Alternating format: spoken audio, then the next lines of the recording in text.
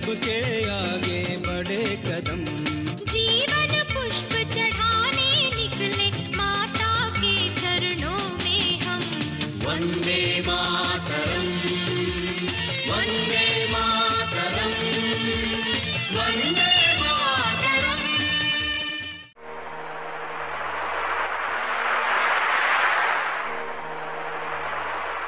आज doctor APJ Abdul Kalam जी की जयंती है। आज ही के दिन डॉक्टर एपीजे अब्दुल कलाम जी का 15 अक्टूबर 1931 में, जो भारत के दक्षिण में जो अंतिम कोना है, जहां से श्रीलंका थोड़ी सी दूर पर है, जहां पर भगवान श्री राम ने पुल बनाया था लंका के ऊपर, रावण के ऊपर आक्रमण करने के लिए, रामेश्वरम में उनका जन्म हुआ।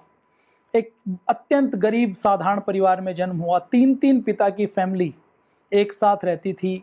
खुद 7-8 भाई बहनों में से एक थे। और डॉक्टर एपीजे अब्दुल कलाम वह व्यक्ति थे जो केवल एक अच्छे इंसान नहीं थे, जिनको मिसाइल मैन कहा जाता है, जिनके बारे में ये कहा जाता है कि वो नहीं होते तो देश जहां पर आज है वहां पर नहीं होता। डॉक्टर एपीजे अब्दुल कलाम जी का पूरा नाम था अबुल पकीर जैनुल्ला बेदीन अब्दुल कलाम। एपीजे अब्दुल कलाम जिनको बोला जाता है, उनका पूरा जीवन प्रेरणा स्रोत है। उनका पूरा जीवन संघर्षों में, कठिनाइयों में बीता। फिर भी उन्होंने कभी भी संघर्षों के पीछे सिर नहीं झुकाया। असफलताओं से वो पीछे रुके नहीं, झुके नहीं, लगातार आगे बढ़ते गए। डॉक्टर एपीजे अब्दुल कलाम शायद ऐसे व्यक्ति हैं जिनके बारे में भारत का कोई भी व्यक्ति नेगेटिव नहीं कहेगा, जिनके बारे में भारत का कोई व्यक्ति ये नहीं कहेगा कि डॉक्टर एपीजे अब्दुल कलाम के बारे में मैं उनसे सहमत नहीं हूँ। सबसे अधिक यदि लोकप्रिय व्यक्ति की बात करें तो वो डॉक्टर एपीजे अब्दुल कलाम है। वो हिंदुस्तानियों के दिलों में बसते हैं। विज्ञान की बात हो, पर्यावरण की बात हो, साहित्य हो, कविता हो, वीणा हो, गीता पढ़ने की बात हो, भारतीय धर्म संस्कृति में रुचि रखने की बात हो, वो सब बहुत गहराई से समझते थे। और गीता केवल नहीं, वो कुरान को भी मानते थे।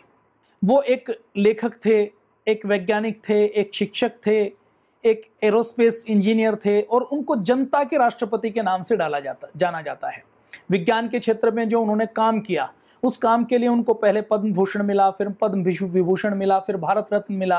और उनकी काम के प्रति उनकी इतनी दीवानगी थी कि वो काम के अलावा और कोई काम सोचते ही नहीं थे। और पूरी दुनिया में कलाम जी को इतनी मान्यता थी कि दुनिया की 40 यूनिवर्सिटियों ने उनको डिग्री दी थी, उनको मानद डिग्री दी थी। उनका जन्म हुआ 1931 में। लगभग 30 साल तक तो वो पढ़ाई करते हैं, 1957 तक। 1931 में जन्म हुआ। बचपन में जो जन्म हुआ वो संयुक्त परिवार में हुआ। 3 परिवार रहते थे। माता पिता पढ़े लिखे नहीं थे। पढ़ने में बड़ी समस्या थी। समस्याएं किस प्रकार थी आप समझ लीजिए कि बचपन में जब पढ़ते थे तो पिता बोट चलाते थे, मछुआरे थे, मछलियां पकड़ने का काम करते थे।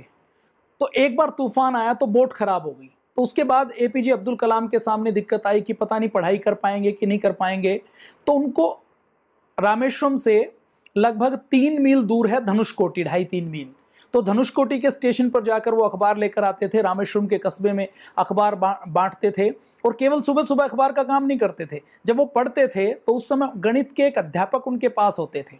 उन अध्यापक की यह नियम रहता था कि मैं ट्यूशन उन बच्चों को पढ़ाऊंगा जो सुबह 4:30 बजे उठ के मेरे पास आएंगे, और 4:30 बजे भी जो नहाकर आएंगे ऐसे बच्चों को मैं ट्यूशन पढ़ाऊंगा। तो डॉक्टर एपीजे अब्दुल कलाम के पढ़ने की ललक इतनी ज्यादा थी कि वो उस समय जाते थे, सुबह उठते थे, नहाते थे, पहले गणित का ट्यूशन पढ़ते थे, उसके बाद स्टेशन जाते थे, अखबार लाते थे, अखबार बांटते थे, खुद भी अखबार पढ़ते थे, उसके बाद स्कूल जाते थे, स्कूल से आने के बाद फिर शाम को अखबार के पैसों की उगाही के लिए जाते थे, उसके बाद रात को पढ़ते थे। उनके घर वालों ने उस समय, आप अंदाजा लगाइए कि डॉक्टर कलाम की पढ़ने की लगन देखकर उनकी मां ने उनके लिए एक लैंप खरीदा था।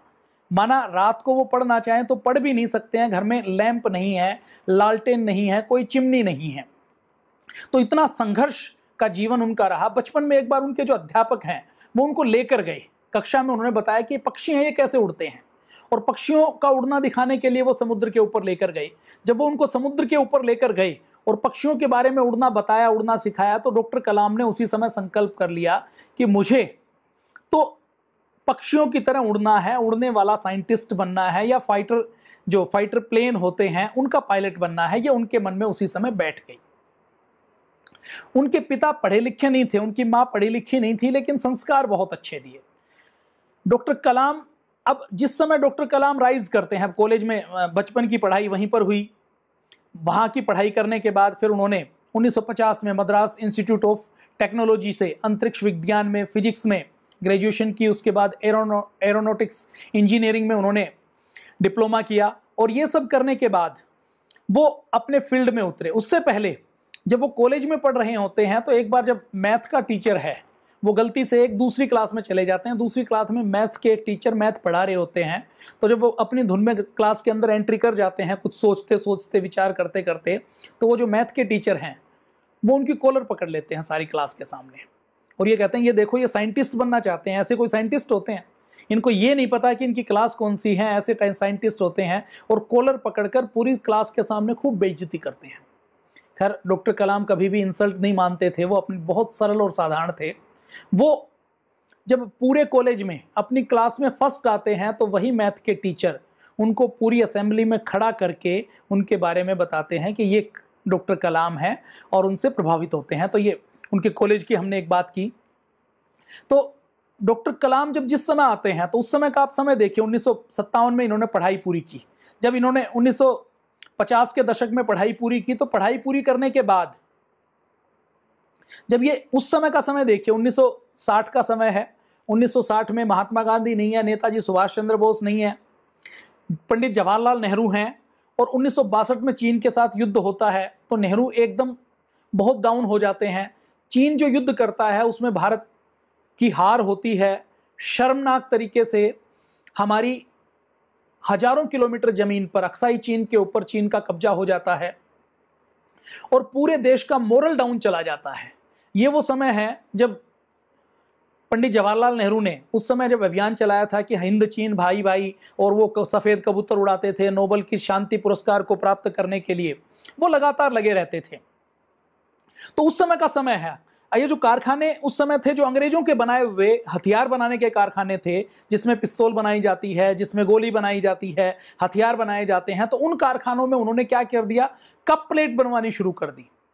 उन्होंने लोहे के तसले, जो एग्रीकल्चर के इक्विपमेंट हैं, उनको बनवाना शुरू कर दिया। उन्होंने कहा जब हमारा दुश्मन नहीं है तो हमारी तो किसी से लड़ाई होने वाली नहीं है। तो ऐसी नेहरू की नीति थी। तो 1960 में बुरे तरीके से हार होती है हमारे सैनिकों के पास।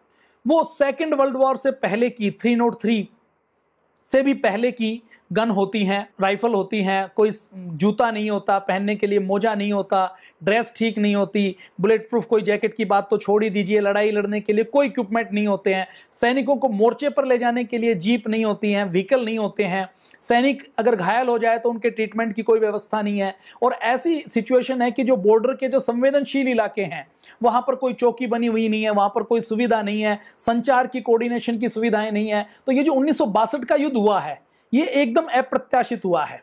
1959 में दलाई लामा आए हैं भारत तिब्बत से। उसके बाद चीन ने ये सोचा कि हमारे दुश्मन को भारत शरण दे रहा है, 1962 में वो हमला करता है।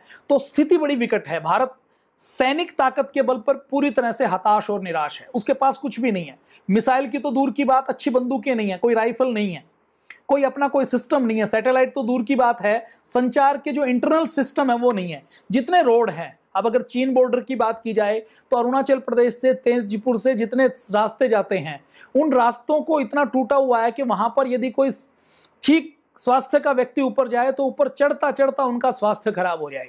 और ये मैं 2 साल पहले की बात करता हूं, त्वांग बॉर्डर के ऊपर, चाइना में त्वांग बॉर्डर है, दूसरे बॉर्डर है, वहां पर अभी भी आजादी के 60 सालों बाद भी अभी भी रोड की हालत हम यदि बात करें तो कोई सैनिक वहां घायल हो जाए तो वो सैनिक ये कहता है, मेरी कुछ सैनिकों से बात हुई जब 2 साल पहले मेरा जाना हुआ, तो वो कहते हैं जी हम यदि भगवान ना करे कुछ यहाँ हम घायल होते हैं तो हॉस्पिटल में हम जब तक गुवाहाटी पहुंचेंगे तो गुवाहाटी पहुंचने से पहले तो हम रोड के कारण मर जाएंगे। रोड इतना खराब है कि रोड के कारण ही डेथ हो जाएगी।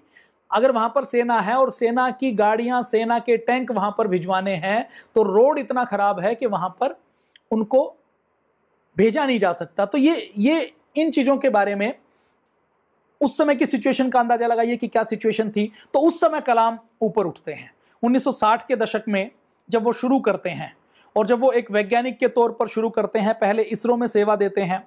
इसरो में सेवा देने के बाद वो डीआरडीओ में आते हैं, उनकी ड्यूटी विशेष रूप से लगाई जाती है। और उसके बाद जब पहला परमाणु परीक्षण होता है 1974 का, तो उनको देखने के लिए बुलाया जाता है। और जो दूसरा परमाणु परीक्षण होता है 1998 का, वो तो पूरा का पूरा डिसीजन मेकिंग की बात हो, ऑर्गेनाइजिंग करने की बात हो, पॉलिटिकल कोऑर्डिनेशन की बात हो, टेक्नोलॉजी की बात हो, वो सारा डॉक्टर एपीजे अब्दुल कलाम ने किया है। हमने ऋषि नहीं देखे हैं, लेकिन मैं कहता हूं कि डॉक्टर अब्दुल कलाम को देख लीजिए, पुराने भारत के ऋषि वैसे ही होते होंगे जैसे डॉक्टर अब्दुल कलाम हैं, डॉक्टर अब्दुल कलाम थे, क्योंकि हमारे दिल में वो अभी भी हैं। डॉक्टर अब्दुल कलाम का धर्म क्या था ये कोई मायने नहीं रखता। वो मुसलमान हैं, मुसलमान थे, लेकिन वो हिंदुओं से ज्यादा पूजनीय हैं। डॉक्टर अब्दुल कलाम की जब डेथ हुई तो उनकी डेथ में जितने मुस्लिम लोग जनाजे में थे, उससे ज्यादा मुसलमान याकूब मेनन के जनाजे में थे। याकूब मेनन, जिसको फांसी दी गई थी मुंबई के बम ब्लास्ट में, जो एक्यूज्ड था, तो उसके जनाजे में मुसलमान ज्यादा थे। डॉक्टर एपीजे अब्दुल कलाम के जनाजे में हिंदू ज्यादा थे। तो डॉक्टर एपीजे अब्दुल कलाम जैसे हिंदू हो, मुसलमान हो, सिख हो, ईसाई हो, यदि ऐसे व्यक्ति किसी देश में होते हैं तो उस देश की ताकत होते हैं। और ऐसे व्यक्ति जो देश को देश नहीं मानते, देश में जिनकी निष्ठा नहीं होती, वो किसी भी देश की ताकत नहीं होते हैं। तो मुसलमानों से किसी राष्ट्रभक्त का कोई विरोध नहीं हो सकता, हमारा भी कोई विरोध नहीं है। हमारा विरोध है उनकी उस भावना से जिससे वो भारत को जमीन का टुकड़ा मानते हैं, वो भारत को मां नहीं मानते। उनकी निष्ठा भारत में नहीं है, उनकी निष्ठा पाकिस्तान में है। जब वो भारत के संविधान को, भारत की मर्यादाओं को, भारत की संस्कृति को, भारत के अतीत को, भारत के पूर्वजों को, हमारे ऋषियों को जब वो नहीं मानते, तो हमें आपत्ति होती है कि जब उनकी निष्ठा नहीं है, वो इस देश को जब धर्मशाला की तरह मानते हैं, तो धर्मशाला में रहने वाले व्यक्ति कभी भी धर्मशाला या होटल के मालिक नहीं हुआ करते। तो डॉक्टर एपीजे अब्दुल कलाम का जितना सम्मान मुझे लगता है हिंदू करते हैं, उतना शायद मुसलमान भी नहीं करते। तो डॉक्टर एपीजे अब्दुल कलाम ने ये सारा भारत, जो आज वैश्विक स्तर पर महाशक्ति के रूप में खड़ा है, आज भारत की एयरफोर्स, भारत जो न्यूक्लियर टेक्नोलॉजी में, परमाणु हथियारों में जो आज दुनिया के सामने खड़ा है, आज अभी जो हमने मंगलयान भेजा था, चंद्रयान भेजा था, चंद्रयान चाहे सफल नहीं हो पाया, अगली बार सफल हो जाएगा, उससे पहले बहुत सफलताएं मिली हैं। आज दूसरे देशों के सैटेलाइट हम लॉन्च करते हैं। तो ये जो सारी ताकत आई, इसके मूल में बात की जाए तो डॉक्टर भाभा हैं, डॉक्टर विक्रम साराभाई हैं, सतीश धवन हैं, और उसके बाद इनमें जो बड़ा योगदान है वो डॉक्टर एपीजे अब्दुल कलाम जी का है। तो आज डॉक्टर एपीजे अब्दुल कलाम जी की हम बात कर रहे हैं। बहुत संघर्ष रहे। डॉक्टर एपीजे अब्दुल कलाम ने 1960 में विक्रम साराभाई अंतरिक्ष अनुसंधान केंद्र, जिसको इसरो कहा जाता है, उसमें उन्होंने पहले शुरू किया। पहले एक उन्होंने हार्बर बनाया, एक छोटे हेलीकॉप्टर के ऊपर काम किया। उसके बाद डॉक्टर विक्रम साराभाई से वो मिलते हैं। सबसे पहले वो 1957 में जब पढ़ाई पूरी करते हैं तो एक जगह फाइटर, जो एयरफोर्स में फाइटर होते हैं, उनकी वैकेंसी निकलती है। वो अप्लाई करते हैं तो उनका नंबर 9वां आता है। 8 वैकेंसी थी, तो 8 लोगों का सिलेक्शन होता है। 9वें व्यक्ति डॉक्टर एपीजे अब्दुल कलाम का सिलेक्शन नहीं हो पाता, तो वो निराश हो जाते हैं। अब निराश होने के बाद फिर वो थोड़े दिन बाद अपने आप को ठीक करते हैं, दोबारा से तैयारी करते हैं। तो डॉक्टर विक्रम साराभाई के पास वो इसरो में इंटरव्यू देने के लिए जाते हैं। डॉक्टर विक्रम साराभाई उनकी प्रतिभा को पहचान लेते हैं और उनको इसरो के अंदर नियुक्ति देते हैं। इसरो के अंदर वो जब जैसे ही आते हैं, और ये जो समय है ना, ये समय कैसा है आप देखिए, ये समय ऐसा है कि हजारों करोड़ के हथियार दूसरे देशों से खरीदने पड़ते हैं। अमेरिका की बात करें, फ्रांस की बात करें, इजराइल की बात करें, ये अमीर इसलिए नहीं है कि इनके यहाँ कोई पैदावार ज्यादा होती है। ये अमीर इसलिए हैं कि ये हथियार बनाते हैं, उच्च टेक्नोलॉजी के हथियार बनाते हैं और वो हथियार बेचते हैं। इजराइल छोटा सा देश है, लेकिन दुनिया के दूसरे देशों को हथियार उनसे खरीदने पड़ते हैं। और ये जो हथियारों में कमाई करते हैं, ये कई गुना ज्यादा करते हैं, लाखों करोड़ की कमाई करते हैं। अभी मैं एक सौदा बताऊं, भारत ने एक हथियार खरीदा है, एंटी मिसाइल टेक्नोलॉजी खरीदी है, S-400 के नाम से मिसाइल डिफेंस सिस्टम है। उस डिफेंस सिस्टम को खरीदने के लिए 5 सेट उसके खरीदने के लिए भारत को 40,000 करोड़ रुपए खर्च करने पड़े। तो आप अंदाजा लगा लीजिए। तो जो अमेरिका कुछ उत्पादन नहीं करता, हथियार बेचता है। तो ये वो समय है जब हमारे पास अच्छे हथियार नहीं है। 1962 के युद्ध में हम हारे हैं और हमारे पास पाकिस्तान जैसा छोटा देश हमें आंखें दिखाता है। 1965 का युद्ध हुआ, हमारे सैनिकों ने वो संकल्प के बल पर जीता। पाकिस्तान के पास पैटर्न टैंक थे, हमारे पास हल्की क्वालिटी के सामान्य टैंक थे। पाकिस्तान के जो फाइटर जेट थे वो अच्छे थे। हमारे पास उतनी अच्छी ताकत एयरफोर्स की उस समय 1965 से पहले नहीं होती थी। तो उस समय डॉक्टर एपीजे अब्दुल कलाम वो पढ़ाई में इतने अच्छे थे, वो चाहते तो विदेशों की किसी हथियार बनाने वाली एजेंसी में वो नौकरी कर सकते थे, विदेश में साइंटिस्ट लग सकते थे और वो बहुत ऐशो आराम की जिंदगी जी सकते थे। लेकिन उन्होंने विदेश जाना स्वीकार नहीं किया। उनका मन ये था कि मैं भारत के लिए काम करूंगा, जो भारत के अंदर मैं कर सकता हूं उसको मैं करूंगा। तो विदेशों के कैरियर को ठुकरा कर उन्होंने 1958 में पहले डीआरडीओ से जुड़े, वहां पर छोटे प्रोजेक्ट किए और डीआरडीओ के बाद उनको हैदराबाद में वो थोड़े समय से रहे। हैदराबाद में जब वो रहे तो जब उनको इसरो में डॉक्टर विक्रम साराभाई लेकर आए तो उन्होंने एक टारगेट लिया कि हम यहाँ पर सैटेलाइट लॉन्च करने का व्हीकल बनाएंगे, सैटेलाइट लॉन्च करेंगे। तो उन्होंने पहला सैटेलाइट लॉन्च किया, वो क्रैश हो गया। और जब वो क्रैश हुआ पहले तो वहां के लोगों ने खूब मजाक बनाया डॉक्टर कलाम का कि भी ये तो ठीक नहीं है। जो अपने पत्रकार हैं उन्होंने जब उनको कहा कि इस्तीफा दो, आप तो अच्छे वैज्ञानिक नहीं हो, तो डॉक्टर सतीश धवन जो उनके सीनियर थे उन्होंने कहा कि ये डॉक्टर कलाम की गलती नहीं है, ये मेरी गलती है और मैं इसकी जिम्मेदारी लेता हूं और किसको इस्तीफा देना है किसको इस्तीफा नहीं देना है ये मेरी जिम्मेदारी है, मैं इसको तय करूंगा, पत्रकारों को इसको तय करने की जरूरत नहीं है। तो ये डॉक्टर कलाम ने इसरो में काम करना शुरू किया। इसरो में काम करते करते उन्होंने 4 साल तक इसरो में काम किया। इसरो में काम करते करते उन्होंने एसएलवी बनाया। एसएलवी किसको कहते हैं? Satellite launch vehicle. Satellite launch vehicle वो होता है जिसमें जैसे आपने देखा कि तोप होता है, तोप के अंदर गोला डालते हैं तो तोप क्या करता है? गोले को फेंकने का काम करता है। तो ये जो एसएलवी है, सैटेलाइट लॉन्च व्हीकल है, ये वो व्हीकल है जिससे यदि गोला कोई फेंका, सैटेलाइट को फेंका जाए तो सैटेलाइट अपनी जो ऑर्बिट है उसके अंदर जाकर वो सेट हो जाता है। अभी मिशन मंगल के नाम से एक मूवी आई थी अक्षय कुमार जी की, कुछ अच्छी मूवी इस 1 साल में बनी है। मुझे लगता है वो आपको अपने बच्चों को जरूर दिखानी चाहिए। आपको इसकी कोई सीडी या डीवीडी मिल जाएगी तो उस सीडी या डीवीडी को लाकर आप उस मूवी को जरूर देखिए। उस मूवी को देखेंगे तो आपको पता लगेगा कि वैज्ञानिक कैसे काम करते हैं और किस प्रकार से ये जो मिशन है ये मिशन चलते हैं। 1980 में रोहिणी सफल हो जाता है। तो ये एसएलवी क्या होती है? एसएलवी जैसे तोप के अंदर गोला डालते हैं और तोप के अंदर जब गोला डालते हैं तो तोप के पीछे जब आग लगाते हैं तो बारूद फटता है और गोला निकलकर दूर जाकर गिरता है। जैसे बंदूक के अंदर गोली होती है, बंदूक को जब दबाते हैं तो गोली चलती है।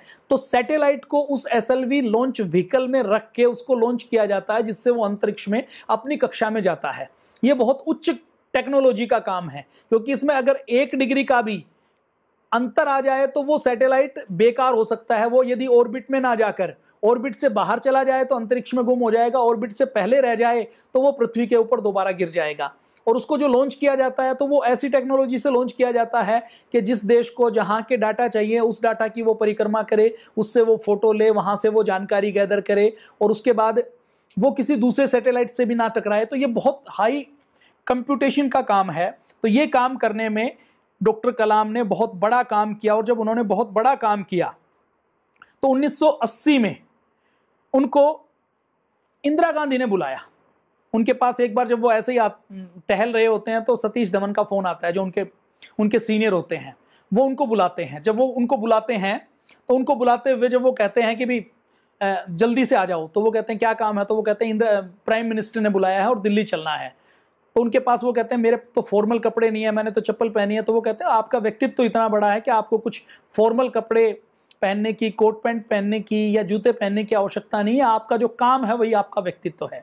तो इंदिरा गांधी के पास लेकर जाते हैं। इंदिरा गांधी के पास जब वो लेकर जाते हैं तो इंदिरा गांधी के पास लेकर जाते हुए वो वहां पर जो मिनिस्ट्री होती है वो उनकी पीठ थपथपाती है, उनको खूब उनकी बातचीत करती है और उसके बाद उनको एक नया काम दिया जाता है कि अब आपको मिसाइल डेवलप करनी है। इससे पहले तो वो इसरो में काम कर रहे हैं। इसरो में क्या काम कर रहे हैं? सैटेलाइट छोड़ने का काम कर रहे हैं। उसके बाद मिसाइल के काम में उनको लगाया जाता है। और ये जब सैटेलाइट छोड़ने का जब ये फाइनल काम होना था तो उस फाइनल काम में क्या होता है? उससे फाइनल काम में मिसाइल प्रोग्राम के शुरू करने से पहले जब वो शुरू करने वाले होते हैं, मेजर डिसीजन लेने वाले होते हैं, तो उस समय जब ये प्रारंभिक चरण पर होता है तो विक्रम साराभाई की डेथ हो जाती है। विक्रम साराभाई की डेथ होने के बाद फिर उनके डॉक्टर कलाम के जीजाजी की डेथ हो जाती है। जीजाजी की डेथ होने के 1 महीने बाद पिताजी की डेथ हो जाती है। एक बार जब उनको फ्रांस जाना था तो फ्रांस जाने से 1 दिन पहले उनकी माताजी की डेथ हो जाती है।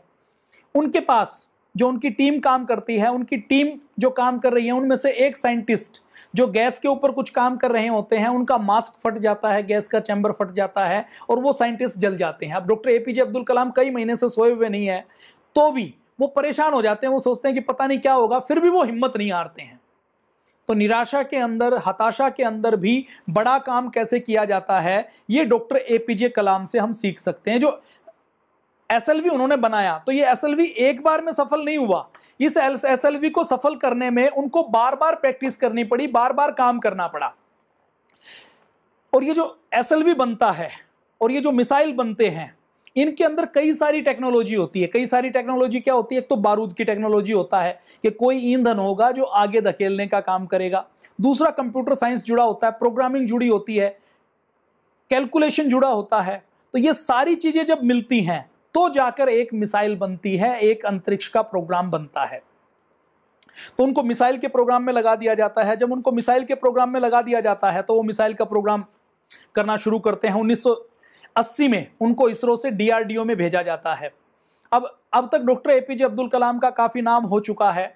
इसरो से जब उनको डीआरडीओ में भेजा जाता है तो इसरो वाले उनको छोड़ने के लिए तैयार नहीं होते कि ऐसा साइंटिस्ट जो 24 घंटे काम करता है, जो विजनरी है, जिसके अंदर लालच नहीं है, जिसके अंदर देश को आगे ले जाने की क्षमता है, ऐसे व्यक्ति को कोई भी संगठन छोड़ना नहीं चाहता, तो वो मना करते हैं। लेकिन डॉक्टर एपीजे अब्दुल कलाम के लिए भी काफी समस्या है, लेकिन वो देश हित को आगे रखते हुए डीआरडीओ में जाने का फैसला करते हैं। डीआरडीओ में फिर वो मिसाइल डेवलप करते हैं। तो पहली मिसाइल पृथ्वी डेवलप होती है, उसके बाद अगली मिसाइल की रेंज आती है अग्नि के नाम से। 1989 में राजीव गांधी जी प्रधानमंत्री होते हैं। 20 अप्रैल को पूरी दुनिया देख रही है, अग्नि को लॉन्च करना है। अग्नि को लॉन्च करते हुए 20 अप्रैल को जो अग्नि लॉन्च करती हैं वो फेल हो जाती है। 1 मई को फिर से डेट तय की जाती है, फिर लॉन्च की जाती है, वो भी फेल हो जाती है। अब डॉक्टर एपीजे अब्दुल कलाम की फिर पूरे देश में आलोचना होती है। अपने देश का ये दुर्भाग्य है, साइंटिस्ट जब काम करते हैं तो उनको बहुत सी, कई बार 1 लाख में 1% संभावना होती है ठीक होने की। और जब हम कोई काम पहली बार करते हैं, जो टेक्नोलॉजी हमारे पास नहीं है, उसमें तो ये संभावनाएं और ज्यादा असफल होने की संभावनाएं बढ़ जाती हैं। अभी आपने देखा होगा हमारा जो अभी चंद्रयान जो लॉन्च हुआ, इसरो के जो हमारे चीफ हैं सिवान जी, उनका जीवन भी पूरे संघर्षों में बीता है। उन्होंने लॉन्च किया, अंतिम समय में गड़बड़ हो गई। अब इसमें बहुत सी चीजें जुड़ी हुई हैं। हमें नहीं पता कि चंद्रमा के उस हिस्से का टेम्परेचर क्या होगा, वहां का वातावरण क्या होगा। अब ऊपर से चंद्रयान को लाना है, वेलोसिटी, उसकी स्पीड को कम करना है, वहां पर कोई ब्रेक लगाने वाला व्यक्ति नहीं बैठा हुआ, वहां कोई संदेश भेजते हैं तो रेडियो सिग्नल से संदेश भेजा जाता है। तो इन चीजों में बहुत सी चीजें जुड़ी हुई होती हैं। तो हमारे देश में लेकिन आलोचना करने वाले व्यक्ति बहुत हैं। वामपंथियों की बात करें, दूसरे लोगों की बात करें, तो ये सारे लोग जब बुलेट ट्रेन बनाने की बात होगी, सैटेलाइट छोड़ने की बात होगी, तो वो विरोध करेंगे। मैं आपको एक पुरानी घटनाक्रम बताता हूं। जब इंदिरा गांधी जी ने मिसाइल प्रोग्राम शुरू किया था तो डॉक्टर एपीजे अब्दुल कलाम के ऊपर उनका इतना भरोसा था कि मिसाइल प्रोग्राम जब उन्होंने शुरू किया तो उनकी कैबिनेट ने मंजूरी नहीं दी। इंदिरा गांधी तो बहुत ताकतवर प्राइम मिनिस्टर थी, सब उनकी बात मानते थे, पूर्ण बहुमत की उनकी सरकार रही है, तो भी उनकी कैबिनेट ने उनको इजाजत नहीं दी कि मिसाइल प्रोग्राम शुरू किया जाए। तो उन्होंने सीक्रेट तरीके से फंड का अरेंजमेंट करके डॉक्टर कलाम को, सतीश धवन को लगा कर रखा कि देश के लिए ये आवश्यक है तो इसको कीजिए। हम कांग्रेस के विरोधी नीतियों के आधार पर हैं, लेकिन यदि इंदिरा गांधी की बात की जाए तो उन्होंने देश हित में कई अच्छे काम किए, कई उन्होंने हार्ड डिसीजन लिए जिससे देश आगे बढ़ा। मिसाइल प्रोग्राम भी मैं यूं कहूं कि इंदिरा गांधी की देन है। इंदिरा गांधी ने मिसाइल प्रोग्राम को इनिशिएटिव किया और उसके उन्होंने विजन रखा और उसका काम शुरू किया। यदि इंदिरा गांधी उस समय डिसीजन नहीं लेती, इसरो के ऊपर, डीआरडीओ के ऊपर भरोसा नहीं करती, डॉक्टर कलाम को उसकी कमान नहीं सौंपती, तो शायद आज भारत अंतरिक्ष की महाशक्ति नहीं होती। हम सात्विक व्यक्तियों को निष्पक्ष मूल्यांकन करना है, तो जो अच्छा है उसको हम अच्छा कहेंगे। कांग्रेस के पाप बहुत हैं लेकिन कुछ अच्छे काम भी किए हैं तो उनके लिए हम उनकी प्रशंसा करते हैं। इंदिरा गांधी की व्यक्तिगत तौर पर प्रशंसा करते हैं। तो उन्होंने फिर, अब डॉक्टर कलाम के बारे में कार्टून बन रहे हैं। मैं बात कर रहा था वामपंथी लोगों की। बुलेट ट्रेन की बात करेंगे तो कुछ राजनीतिक दल खड़े हो जाते हैं, जी बुलेट ट्रेन की क्या जरूरत है। भैया, हमें बुलेट ट्रेन की जरूरत इसलिए है कि हमें जमाने के साथ चलना है, हमें सैटेलाइट की भी जरूरत है, हमें हथियार बनाने की भी जरूरत है, हमें आगे जाने की भी जरूरत है।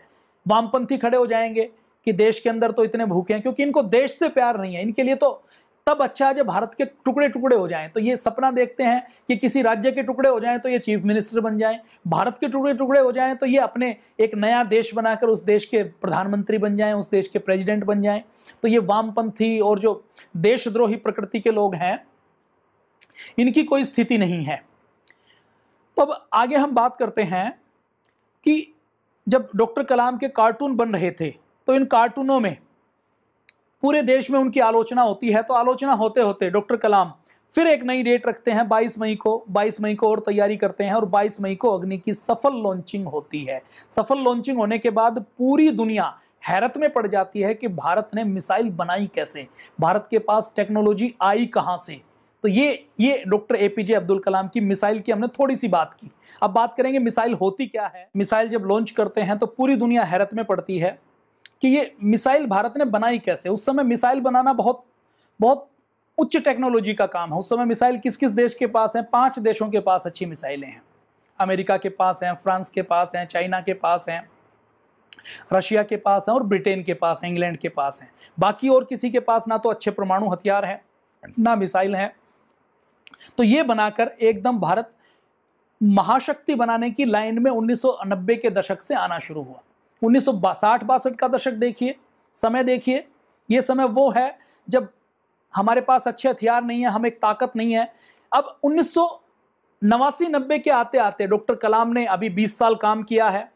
पहले इसरो में काम किया, इसरो में काम करने के बाद डीआरडीओ में काम करते हैं। तो इनके 20 साल के काम की मेहनत अब दिखती है। पूरी दुनिया में भारत सीना तान कर खड़ा है और टेक्नोलॉजी के क्षेत्र में भारत आगे खड़ा है। और अब वो पूरे, उसके पास अपना सैटेलाइट सिस्टम है, अपना नेविगेशन सिस्टम है।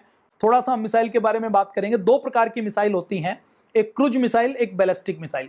बैलिस्टिक मिसाइल वो होती हैं जिसके पीछे बारूद लगा होता है, 1 चरण में, 2 चरण में, 3 चरण में। जैसे रॉकेट आपने देखा है ना, रॉकेट को आप छोड़ें, उसके पीछे बत्ती लगाएं तो रॉकेट का बारूद जब तक जलेगा उसके बाद रॉकेट ऊपर जाएगा। रॉकेट को सीधा चलें तो छोड़ें तो वो सीधा जाएगा, जब उसको थोड़ा टेढ़ा छोड़ें तो रॉकेट कुछ समय बारूद तक जाएगा। उसके बाद फिर वो अपनी गति से, वेलोसिटी से, अपनी स्पीड से आगे जाएगा और गिर जाएगा। कहीं जहां वो गिरेगा वहां पर आग लगा सकता है। दिवाली के ऊपर रॉकेट जब आप छोड़ते हैं तो ये जो मिसाइल है ये रॉकेट की तरह है। एक मिसाइल रॉकेट, वैसा रॉकेट जिसमें एक बार बारूद लगा दिया, डायरेक्शन तय कर दी तो फिर वो एक जगह गिरती है जाके।